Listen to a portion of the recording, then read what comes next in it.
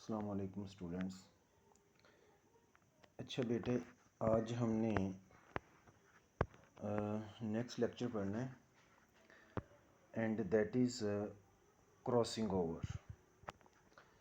Crossing over क्या चीज़ है? एक बड़ा ही एक इम्पोर्टेंट कॉन्सेप्ट है।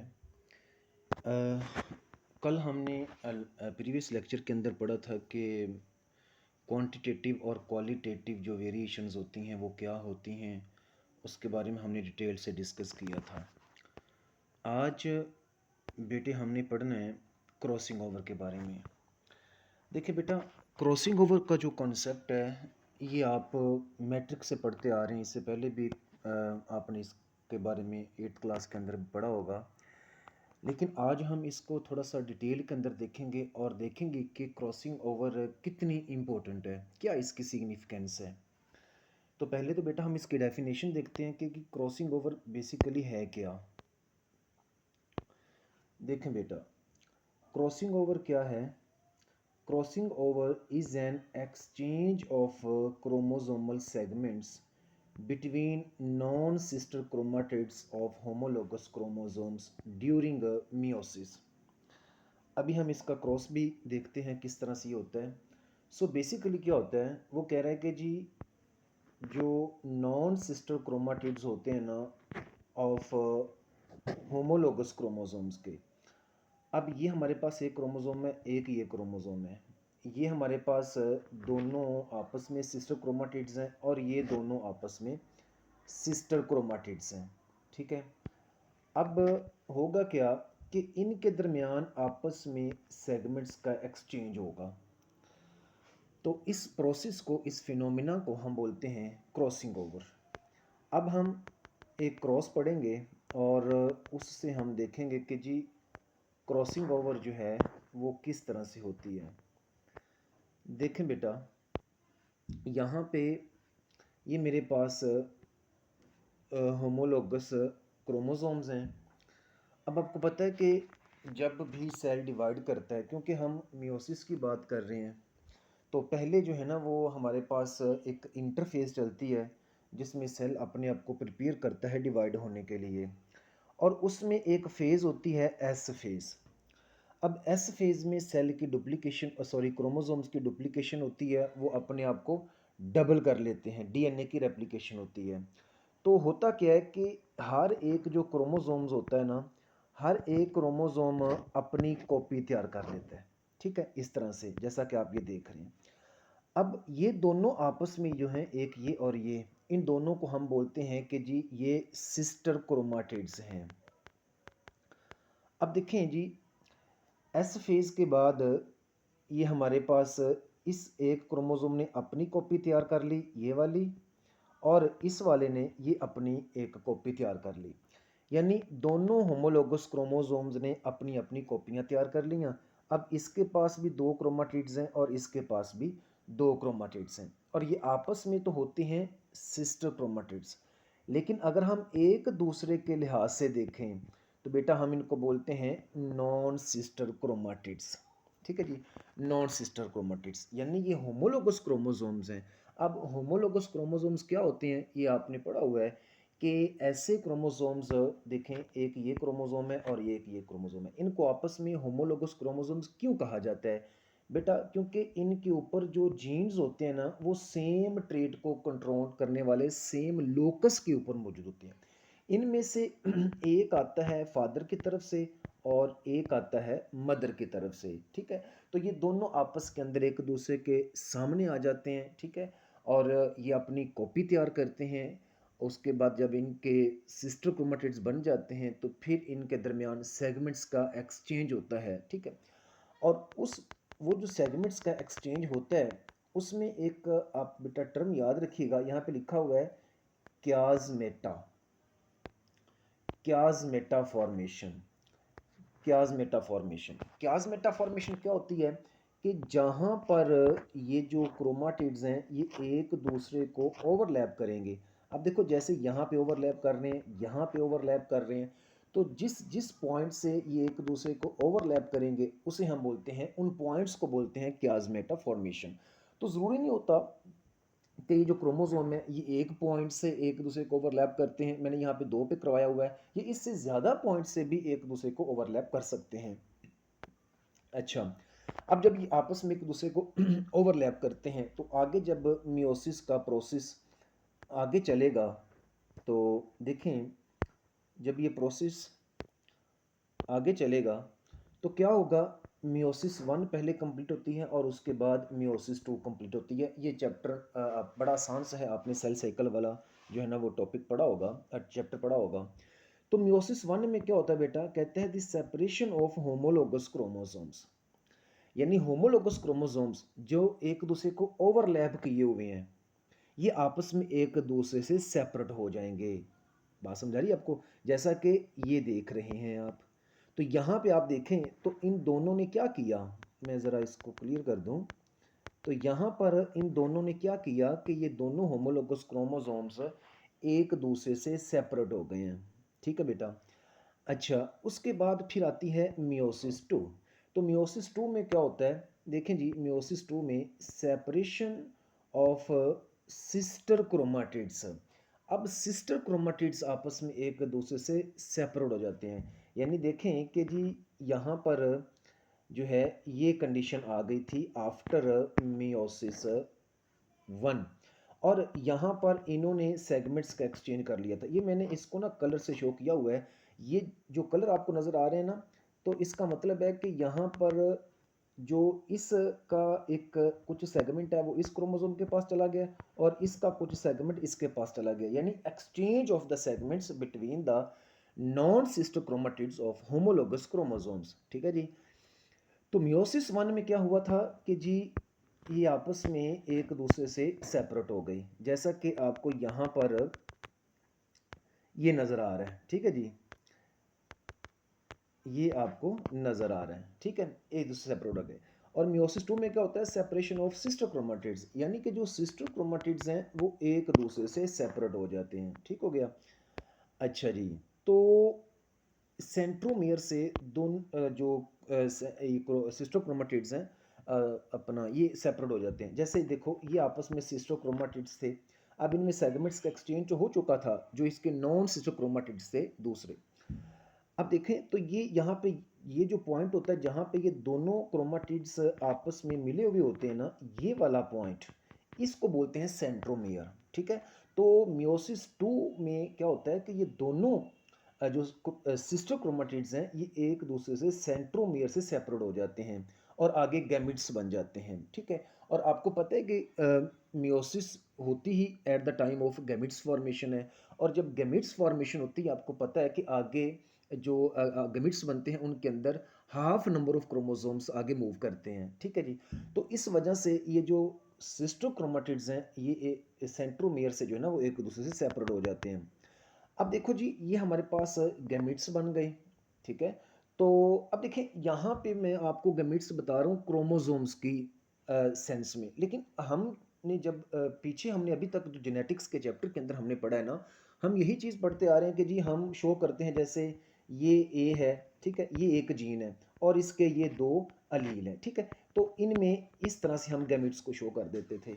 अब यहाँ पर आप देखें तो हम गैमिट्स बना रहे हैं, लेकिन ये जो गैमिट्स बन रहे हैं यहाँ पे हम जीन्स अलील्स की फॉर्म में इसको शो नहीं कर रहे, हम क्रोमोसोम्स की फॉर्म में शो कर रहे हैं। अब देखिए चैप्टर नंबर 20 के अंदर आपने एक टॉपिक पढ़ा होगा, क्रोमोसोमल थ्योरी ऑफ इनहेरिटेंस। तो जो क्रोमोसोमल थ्योरी ऑफ इनहेरिटेंस है वो क्या बताती है कि ये जो हमारे पास सेपरेशन होती है ना eight the time of gametes formation, तो डार्विन तो कहता है कि वो जीन्स इंडिपेंडेंटली आगे असॉर्ट होते हैं, लेकिन according to the chromosomal theory of inheritance ये क्रोमोसोम्स जो है ना वो इंडिपेंडेंटली असॉर्ट होते हैं। तो बात दोनों की ठीक है, क्यों, देखें ज़रा, ये हमारे पास एक क्रोमोसोम है, ठीक है, तो इसके ऊपर ये जीन्स होते हैं। अब इस चीज़ को भी मैं आगे क्लियर करूंगा, आगे हम इसको जब रिकॉम्बिनेंट फ्रीक्वेंसी को हम पढ़ेंगे ना आगे, बड़ा इंटरेस्टिंग टॉपिक है, इसी लेक्चर के अंदर आपको ये बात मज़ीद क्लियर हो जाएगी। तो इसके ऊपर ये जीन होते हैं, ये इसके ऊपर। अब जो डार्विन बात करता है वो कहता है कि जी जो जीन्स है ना ये आगे इंडिपेंडेंटली असॉर्ट होते हैं, लेकिन क्रोमोसोमल थ्योरी ऑफ इनहेरिटेंस यही बात वो करती है क्रोमोसोम्स की सेंस में कि जी क्रोमोसोम्स आगे इंडिपेंडेंटली सॉर्ट होते हैं। तो जैसा कि हम यहाँ पे पढ़ रहे हैं कि ये जो क्रोमोसोम्स हैं ये इंडिपेंडेंटली आगे असॉर्ट हो रहे हैं, ठीक है। तो यहाँ पे हमने गैमिट्स को शो किया है, लेकिन यहाँ पे गैमिट्स के अंदर हमने क्रोमोसोम्स की फॉर्म के अंदर शो किया है, ठीक है। तो दोनों ही ठीक है, गलत इन दोनों में से एक भी नहीं है। अच्छा जी, अब हमारे पास देखें ज़रा, यहाँ पे लिखा है कि जी ये जो गैमिट्स बने हैं ना, इन गैमिट्स के अंदर रिकॉम्बिनेंट क्रोमोसोम्स हमारे पास कितने हैं। तो देखें बेटा, अब इसको देखें तो इसके अंदर किसी तरह का भी कोई सेगमेंट्स का एक्सचेंज नहीं हुआ। इसको भी देखेंगे तो यहाँ पे भी कोई सेगमेंट का एक्सचेंज नहीं हुआ। लेकिन यहाँ पे हमारे पास ये दो गैमेट्स ऐसे बने हैं कि जिनके अंदर सेगमेंट्स का एक्सचेंज हुआ है। ज़रा देखें, यहाँ पर ये सेगमेंट्स का एक्सचेंज हुआ है, तो ये हमारे पास नए कॉम्बिनेशंस बन गए हैं, ठीक है ना। इनकी वजह से नेक्स्ट जनरेशन के अंदर जो है वो जेनेटिक वेरिएशंस आएंगे। अब मैं एक बात करता हूँ, देखें ये हमारे पास फॉर एग्जांपल ये 4 गैमेट्स बन गए हैं। अब मान के चलो कि ये जी मेल में बने हैं, यानी इनको आप 4 स्पर्म कह सकते हैं। अब इनमें से 2 ऐसे हैं कि जिनके अंदर कोई भी जेनेटिक वेरिएशंस नहीं आई, लेकिन ये 2 ऐसे हैं जिनके अंदर जेनेटिक वेरिएशंस आई हैं। अब अब होगा क्या, ये जो स्पर्म है अब जब ये फीमेल की बॉडी में जाएंगे तो वहाँ जाके जो एग है उसको इन्होंने फर्टिलाइज करना है, तो डेफिनेटली कोई इनमें से एक ही करेगा। पॉइंट समझा है आपको। अब अगर फॉर एग्जांपल ये इस एग को फर्टिलाइज कर देता है, अब देख मानो कि ये एक एग है और इस एग को ऐसा क्रोमोसोम ऐसा गैमिट्स स्पर्म जो है वो फर्टिलाइज कर देता है कि जिसके अंदर कोई एक्सचेंज नहीं हुआ सेगमेंट का, कोई उसके अंदर जेनेटिक वेरिएशंस ही नहीं आई, ठीक है। तो फिर आगे जो नया इंडिविजुअल पैदा होगा उसके अंदर भी आपको जेनेटिक वेरिएशंस बहुत कम या ना मिलने को मिलेंगी, ठीक है, क्योंकि पीछे ही वेरिएशंस। सो बेसिकली ये जो अगली जनरेशन के अंदर वेरिएशंस आती हैं, ये वेरिएशन आती हैं due to the crossing over. और भी इसकी वजूहत होती हैं, मैंने यहाँ पे लिखी हुई है, मैं आगे आपको बताता हूँ कि वेरिएशंस की कितनी वजूहत हैं। तो उनमें से एक जो मेन हमारे पास है वो है क्रॉसिंग ओवर। तो क्रॉसिंग ओवर की वजह से नेक्स्ट जनरेशन के अंदर जो है वो वेरिएशंस आती हैं। और अगर इसकी जगह पे ये वाला गैमेट इसको फर्टिलाइज करेगा तो फिर अगली जनरेशन के अंदर डेफिनेटली आपको जो है वो जेनेटिक वेरिएशंस देखने को मिलेंगी। अब देखिए बेटा, ये जो हमारे पास रिकॉम्बी रिकॉम्बिनेंट क्रोमोसोम्स आए हैं, ये सोर्स किस किस का है, इसी की वजह से एवोल्यूशन होती है और इसी की वजह से वेरिएशंस आती हैं। बेटा एवोल्यूशन होता है change with the passage of time according to the need of the environment. Change आता है वक्त के साथ साथ, तो याद रखिएगा कोई भी चेंज उस वक्त तक नहीं आता जब तक वो चेंज जेनेटिक्स में नहीं आता। पहले जीन्स के अंदर चेंज आएगा, उसके बाद आपको उसकी फिनोटाइप नजर आएगी, उसके बाद जो है वो आपको चेंज फिनोटाइप नजर आएगी। तो पहले चेंज जीन्स में आएगा, उसके बाद यानी पहले चेंज आप कह लो जीनोटाइप के अंदर आएगा, उसके बाद जो चेंज है वो फिनोटाइप के अंदर आएगा, ठीक है बेटा। तो ये हमारे पास है क्रॉसिंग ओवर का कॉन्सेप्ट। अब देखें ज़रा इसी चीज़ को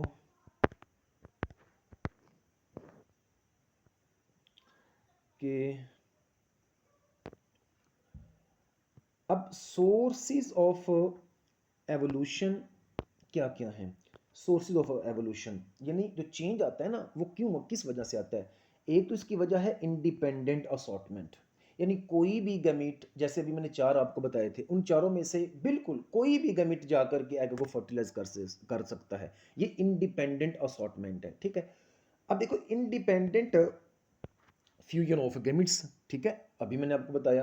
फिर है क्रॉसिंग ओवर, तो ये भी मैंने अभी आपको बताया कि जो चेंज है, जो एवोल्यूशन है, जो वेरिएशंस हैं, उनकी मेन वजह एक क्रॉसिंग ओवर है और उसके बाद म्यूटेशन है। अब म्यूटेशन भी आप समझते हो कि क्या चीज़ होती है कि change in the sequence of the nucleotides, यानी आपके पास ये एक डीएनए है और इसके ऊपर ये एक सीक्वेंस है न्यूक्लियोटाइड्स का।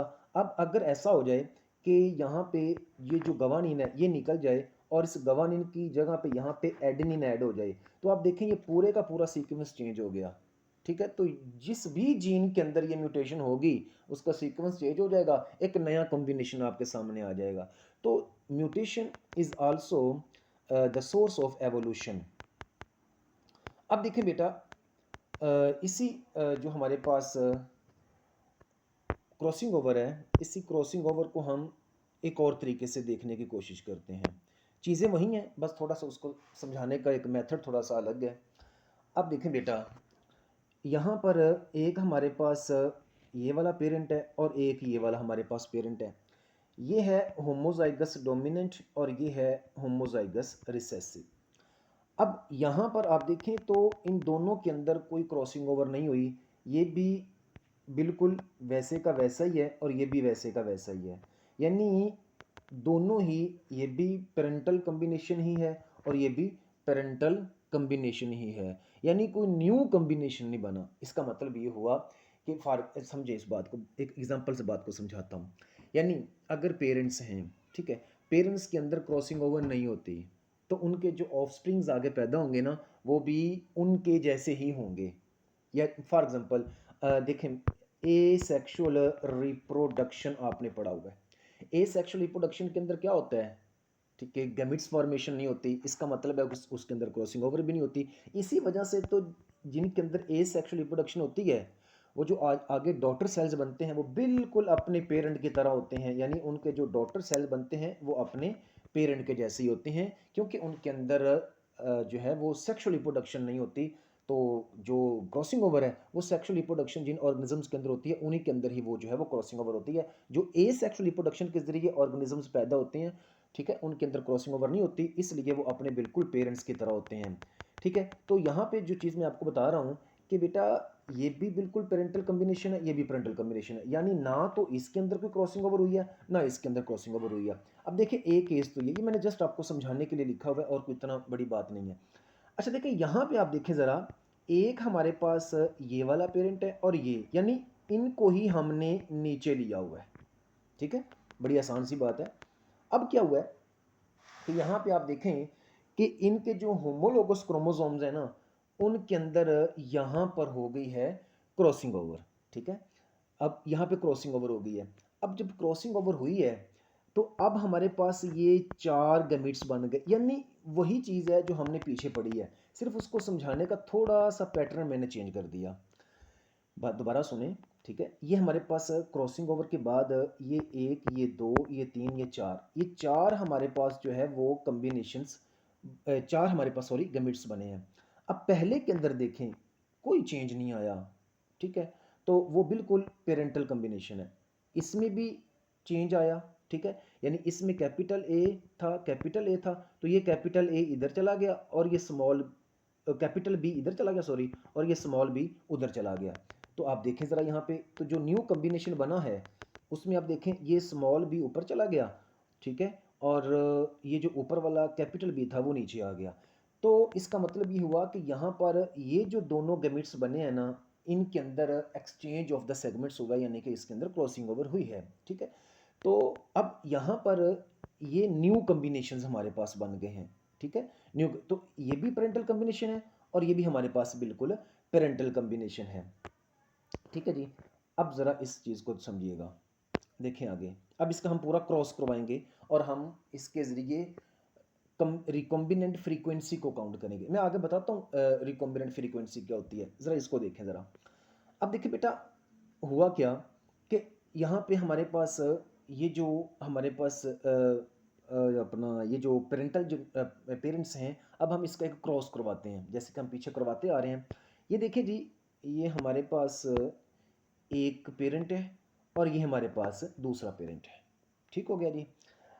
अब ये वाला जो पेरेंट है ना, ये हेट्रोजाइगस है, ठीक है, और ये होमोजाइगस है। ठीक है, अब कल भी मैंने आपको गैमेट्स बनाने सिखाए थे कि जितनी भी पॉसिबिलिटीज़ हैं ना आपने वो सारी की सारी अप्लाई करनी है। अब एक पॉसिबिलिटी, अब हमने इसके गैमेट्स बनाने हैं और इसके भी बनाने हैं। अच्छा इसकी बात करें इसमें तो सिर्फ एक ही तरह के गैमेट्स बनेंगे, ए बी, दूसरा जिस तरह से मर्जी कर लें आपके पास सेम ही गैमेट्स बनेंगे जितने मर्जी आप बनाते जाएं। लेकिन बेटा अगर आप इसको देखें तो इसमें 4 डिफरेंट टाइप्स के गैमेट्स बन सकते हैं। कैसे, देखो, एक तो सीधा सीधा ये बन गया और एक सीधा सीधा ये बन गया, तो एक ये और एक ये। अच्छा दूसरा हमारे पास क्या पॉसिबिलिटी है, देखें यहाँ पे capital A small B, small A, ठीक है, और हमारे पास यहाँ पे सॉरी आएगा, ये मिस्टेक होगी, यहाँ पे आएगा कैपिटल बी। तो ये आप करेक्ट कर लीजिएगा इस पॉइंट की, मैं ये मेरे से थोड़ा सा मिस्टेक हो गई है, यानी यहाँ पर क्या आएगा, कैपिटल बी। तो बेटा ये आप इसको चेंज कर लीजिएगा। अच्छा, तो मैं आपको बता रहा था कि यहाँ पे हमारे पास 4 डिफरेंट टाइप के हमारे पास गैमेट्स आ गए। तो अब देखिए हम ज़रा इसका करवाते हैं क्रॉस। आए ज़रा, बस इसका क्रॉस करवाएंगे। देखें जी क्रॉस कैसे करवाते हैं, वही हम क्या बनाएंगे, पुनेट स्क्वायर। पुनेट स्क्वायर बना के अब देखें यहाँ पे मैंने इसको करेक्ट कर दिया है, तो पीछे भी आप करेक्ट कर लीजिएगा। तो यहाँ पे हमने वो गैमेट लिख लिया, बाकी चारों के चारों हमने ये ऊपर लिख लिए। अब क्या होगा कि हर पॉसिबिलिटी हमने यहाँ पे ड्रॉ करनी है। ये एक दफ़ा इसके साथ जाएगा, एक दफ़ा इसके साथ जाएगा, एक दफ़ा इसके साथ और एक दफ़ा इसके साथ जाएगा। तो हमारे पास अब देखना है कि नए कम्बिनेशंस कितने बनते हैं। देखिए ज़रा जी, ये इसके साथ जाएगा तो ये वैसे आ गया, ये वैसे आ गया। फिर ये इसके साथ जाएगा तो ये कॉम्बिनेशन आ गया, ये इसके साथ जाएगा, ये कॉम्बिनेशन आ गया, ये इसके साथ जाएगा तो ये हमारे पास आ गया। अब इसमें देखते हैं हमारे पास नए कॉम्बिनेशन कितने बने हैं। अच्छा बेटा, इसको अगर आप नोट करें तो अभी जो हमने पीछे देखा था तो ये बिल्कुल अपने पेरेंट की तरह है, ठीक है। अगर आप इसको देखें तो ये भी बिल्कुल अपने पेरेंट की तरह है, ठीक है, यानी इसकी जीनोटाइप अपने पेरेंट की तरह है। लेकिन अगर आप इसको देखें और इसको देखें तो इन दोनों की जो है ना वो जीनोटाइप अपने पेरेंट से डिफरेंट है, ठीक है। अब एक हमने ना यहाँ पे काउंट करनी है, एक कॉन्सेप्ट है ये बेटा, शॉर्ट क्वेश्चन बड़ा इंपॉर्टेंट है और पेपर के अंदर पूछ लेता होता है कि रिकॉम्बिनेंट फ्रीक्वेंसी क्या होती है। तो मैं आपको ये थोड़ा सा समझाता हूँ कि रिकॉम्बिनेंट फ्रीक्वेंसी बेसिकली है क्या और हम इसको कैसे कैलकुलेट करते हैं। देखें जी कैसे कैलकुलेट किया जाता है इसको, रिकॉम्बिनेशन फ्रीक्वेंसी, इसका फार्मूला है recombinant types over sum of all the combinations. पहले मैं समझाता हूँ, फिर इस फार्मूले की समझ आ जाएगी, मल्टीप्लाई बाय 100। अब रिकॉम्बिनेशन फ्रीक्वेंसी है क्या, recombination frequency is a measure of genetic linkage. अब जेनेटिक लिंकेज का भी मैं आपको थोड़ा सा बता दूं कि जेनेटिक लिंकेज बेसिकली होता क्या है। बेटा दो टर्म होती हैं, एक होता है लिंक्ड जीन्स, ठीक है, एक होता है लिंकेज ग्रुप। लिंकेज ग्रुप मैं आपको समझाता हूं कि जीन्स के बारे में एक टर्म हम यूज करते हैं लिंक्ड जीन्स। लिंक्ड जीन्स क्या होते हैं, देखें बेटा ये हमारे पास एक क्रोमोसोम है, ठीक है, इसके ऊपर ये जीन्स हैं। तो जो जीन्स आपस में एक दूसरे के करीब पड़े होते हैं ना, उनको हम बोलते हैं कि जी ये क्या है, लिंक्ड जीन्स होते हैं। और एक क्रोमोसोम के ऊपर जितने भी लिंक्ड जीन्स होते हैं ना, उन तमाम को मिलाकर के हम बोल देते हैं लिंकेज ग्रुप। अब ये कॉन्सेप्ट बड़ा अपने माइंड के अंदर रखिएगा, इसी के बेस के ऊपर हम आगे रिकॉम्बिनेशन फ्रीक्वेंसी काउंट करेंगे। बेसिकली जो रिकॉम्बिनेशन फ्रीक्वेंसी है ना, ये हमें बताती ही ये है कि is a measure of genetic linkage, कि एक क्रोमोसोम के ऊपर जो लिंक जीन्स हैं वो कितने परसेंट हैं। ये हमें कैसे पता चलेगा, ये हमें पता चलेगा जब अब हम क्रॉस करवाएंगे, उसके बाद जितने हमारे पास न्यू कॉम्बिनेशंस आएंगे उसके बेस के ऊपर हम कहते हैं कि इसके अंदर रिकॉम्बिनेशन फ्रीक्वेंसी कितने परसेंट है। मैं एक एग्जांपल से आपको ये बात समझाता हूँ, देखें बेटा, इसको हम कैलकुलेट करते हैं, calculated percentage of recombinant frequency from cross. यानी हम एक क्रॉस करवाते हैं, जैसा कि हमने यहाँ पर ये आपके सामने अभी हमने क्रॉस करवाया, जैसा कि ये अभी क्रॉस करवाया आपके सामने, ठीक है।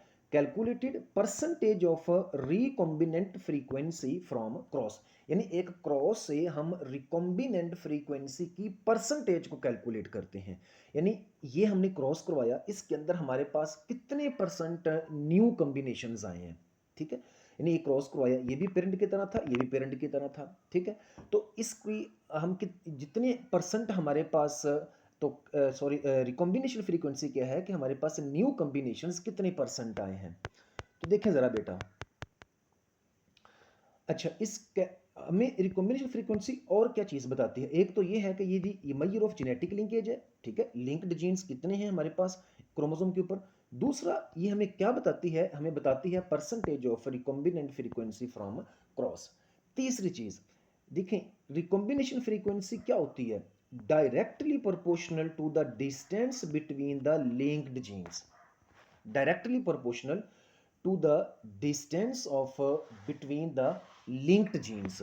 यानी ये एक एमसीक्यूज के लिए भी आपने याद रखनी है बात कि जितना क्रोमोसोम्स के ऊपर जीन्स आपस में एक दूसरे के पास पास होंगे ना, उतनी उसकी रिकॉम्बिनेशन फ्रीक्वेंसी भी ज़्यादा आएगी। बात समझाएगी आपको, उतनी उसकी, यानी ये डायरेक्टली प्रोपोर्शनल होती है कि इसके लिंक्ड जीन्स के, ठीक है। अच्छा जी, अब हमने क्या किया कि ये आपके पास हमने एक क्रॉस करवाया। अब इसको कैसे कैलकुलेट करना है मैं आपको ये समझा रहा हूँ कि अब फ़र्ज़ करके चलते हैं कि जी हमारे पास 40% ऐसे हैं जो कि बिल्कुल अपने पेरेंट की तरह हैं और 40% भी अपने पेरेंट की तरह हैं, ये वाले और ये वाले। इनमें 10% ये वाले हैं और 10% ये वाले हैं। अब फार्मूले में हमारे पास जैसे रिकॉम्बिनेंट टाइप्स, तो जितने रिकॉम्बिनेंट टाइप्स कितने हैं, ये दो ही थे ना, यानी रिकॉम्बिनेंट टाइप्स हमारे पास एक ये था और दूसरा ये था, तो टोटल 10 और 10 तो कितने हो गए, 20, ठीक है। और दूसरे नंबर पे नीचे से सम ऑफ ऑल कॉम्बिनेशंस, ऑल कितने थे, ये भी है ये भी है ये है ये भी है, यानी अब रिकॉम्बिनेट नहीं बोला उसने, कॉम्बिनेशंस बोला है, तो इन तमाम को जमा करेंगे तो ये 100 बन जाएगा, ठीक है। अब हम इसको करेंगे कैलकुलेट, तो इसको हम जब सॉल्व करते हैं तो ये इससे कट जाएगा, तो हमारे पास 20% आ जाएगा। अब ये जो 20% आया है, ये 20% किस चीज़ को इंडिकेट करता है, ये बात आप समझिएगा। देखिए ये 20% आया है, अब अगर ये 1% आ जाए सपोज कर लें, तो हम कहते हैं कि जी जीन्स के दरमियान 1 यूनिट मैप डिस्टेंस है। बात को समझें, देखें ये हमारे पास क्रोमोसोम है, ठीक है। अब अगर इसकी रिकॉम्बिनेशन फ्रीक्वेंसी 1 आती है, ठीक है, तो इसका मतलब है कि इनके दरमियान अब रिकॉम्बिनेशन फ्रीक्वेंसी कम आई है। बात समझिएगा, तो इसका मतलब है कि इनके दरमियान डिस्टेंस भी कम है। क्यों, क्योंकि ये डायरेक्टली प्रोपोर्शनल है लिंक्ड जीन्स के, ठीक है। जितना लिंक्ड जीन्स के दरमियान फासला ज़्यादा होगा ना, उतने ही कॉम्बिनेशंस, न्यू कॉम्बिनेशंस ज़्यादा बनेंगे। बात को समझिएगा, ये एक बड़ा कॉन्सेप्ट है, ये एमसीक्यूज के अंदर पूछ लेता होता है कि जितने ज़्यादा, देखें जितना ज़्यादा, अब देखो ना एक जीन यहाँ पे है एक जीन यहाँ पे है, तो यहाँ पे जो है वो हमारे पास सेगमेंट्स का जो एक्सचेंज होता है ना, उसकी पॉसिबिलिटी ज़्यादा हो सकती है। मैं देखो आपको बना के देता हूँ, देखिए फॉर एग्जांपल ये हमारे पास non sister chromatids of homologous chromosomes, ठीक है। अब इसमें जीन बिल्कुल करीब करीब करीब करीब होंगे, तो फिर नए कॉम्बिनेशंस बनने के चांसेस उतने ही कम होंगे, ठीक है। और अगर यही जो जीन्स हैं ये ज़्यादा फासले पे हों, तो इनके सेगमेंट्स के एक्सचेंज होने के चांसेस भी ज़्यादा होते हैं और नए रिकॉम्बिनेशंस बनने के चांसेस भी ज़्यादा होते हैं।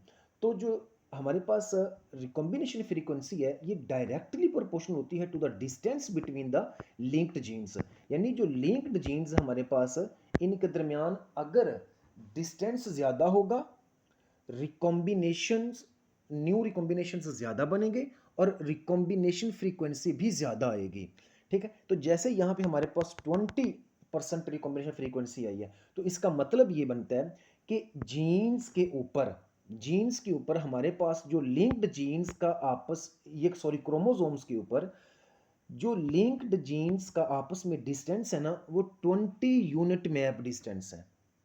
ये बात याद रखिएगा, नहीं 20% का मतलब ये होता है कि इस क्रोमोसोम के ऊपर जो लिंक्ड जीन है उनका आपस में डिस्टेंस कितना है, 20 यूनिट मैप। तो बेटा आज हमने एक दो कॉन्सेप्ट पढ़े हैं, जिसमें हमने क्रॉसिंग ओवर के कॉन्सेप्ट को पढ़ा है, how the crossing over is responsible for the genetic variations in the next generation, ठीक है। और फिर क्रॉसिंग ओवर की वजह से आगे नेक्स्ट जनरेशन के अंदर जो वेरिएशन आती हैं, उसके बाद हमने इसी के बेस के ऊपर ही हमने रिकॉम्बिनेशन फ्रीक्वेंसी को भी कैलकुलेट किया है। और रिकॉम्बिनेशन फ्रीक्वेंसी के अंदर हमने एक दो और भी टर्म्स पढ़ी हैं कि लिंक्ड जीन्स का मतलब क्या होता है और लिंकेज क्या होता है। मैं इस दोनों टर्म्स को अगेन बता रहा हूँ, ठीक है, कि लिंक्ड जीन्स का मतलब क्या होता है और लिंकेज ग्रुप का, यानी एक क्रोमोसोम के ऊपर जो जीन्स होते हैं इनका ये आपस में लिंक्ड जीन्स होते हैं, ठीक है, और इनके दरमियान जो रिकॉम्बिनेशन फ्रीक्वेंसी का मतलब ये होता है कि हम इनके दरमियान फासले को, इनके दरमियान डिस्टेंस को, it's the distance between the linked jeans on the chromosome, ठीक है। तो जितना इनके दरमियान डिस्टेंस ज़्यादा होगा उतने रिकॉम्बिनेशंस, न्यू रिकॉम्बिनेशन बनने के चांसेस ज़्यादा होंगे, उतनी उसकी रिकॉम्बिनेशन फ्रीक्वेंसी भी ज़्यादा होगी, ठीक है बेटा। तो यहाँ तक आप इसको कीजिएगा। नेक्स्ट हम मिलेंगे न्यू टॉपिक के साथ। ओके जी बेटा, अल्लाह हाफिज़।